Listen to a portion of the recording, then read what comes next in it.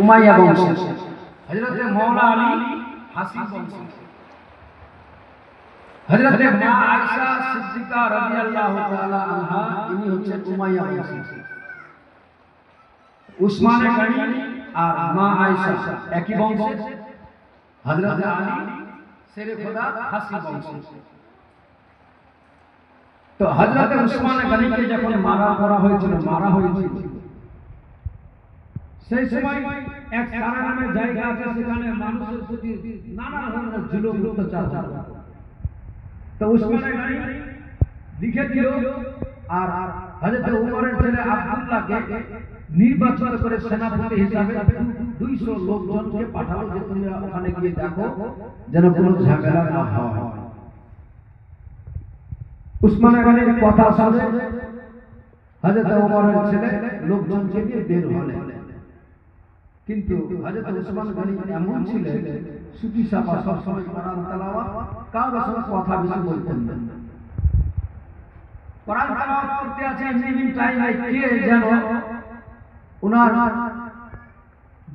ওনারই লোক কিছু জাসুসি করে ফেললো। তিনি লিখে দিল যে দেখো আমি উসমান গনি বলছি, উমরের ছেলে 200 লোক নিয়ে গিয়েছে তোমাদের নিকটে, তোমরা নাকি মানুষকে ধরে ধরে মারো, এরা যাচ্ছে, এরা যদি বাড়াবাড়ি করে তাহলে এদেরকেও মেরে দেবে।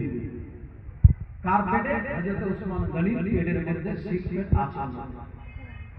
রাস্তায় যেতে যেতে হযরত ওমর ফারুকের ছেলের নজর পড়ে গেল, কে যেন একটা ঘোড়ার উপরে চেপে দৌড়তে দৌড়তে যাচ্ছে,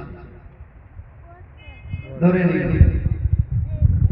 হযরত আলী নিকটে গেলেন, বলে হুজুর উসমান গনি ছিল সারা মুসলিম জগতের খলিফা, এখন যা ঘটেছে আপাতত আমরা চাই আপনাকে নিযুক্ত করতে চাই সারা মুসলিম জগতের খলিফা হিসাবে, বাকি পরে যা হবে দেখা যাবে। হযরত উসমান গনি বলেন না, এখন এই মুহূর্তে। হযরত আলী বলেন আমি যদি এখন এই মুহূর্তে চাচ্ছি খলিফা হিসাবে তাহলে ভাববে এনারই হাত আছে। বলে যে যা ভাবো, কিন্তু দেশ চালাতে হবে, সারা বিশ্বকে চালাতে হবে, আপনাকে দায়িত্ব নিতেই হবে। নিয়ে নিলেন। এবার বিদ্রোহী দলের যা লোক ছিল তারা মা আয়েশাকে গিয়ে বলছে, তখন হজে যাচ্ছিলেন, নাজদের জন্দন নামে এক জায়গা, সেখানে তিনার সাথে সাক্ষাৎ করলেন। বলে ওগো মা আয়েশা, আপনি কি জানেন আপনার বংশের ছেলে উসমান গনিকে মেরে দেওয়া হয়েছে, মার্ডার করে দেওয়া হয়েছে?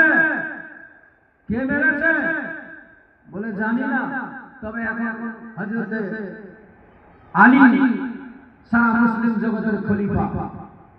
আমাদের মন বলে হয়তো তিনি কি বলে খলিফা হিসেবে দায়িত্বে আসার জন্য হয়তো তিনারই হাত আছে। এই যে উস্কানি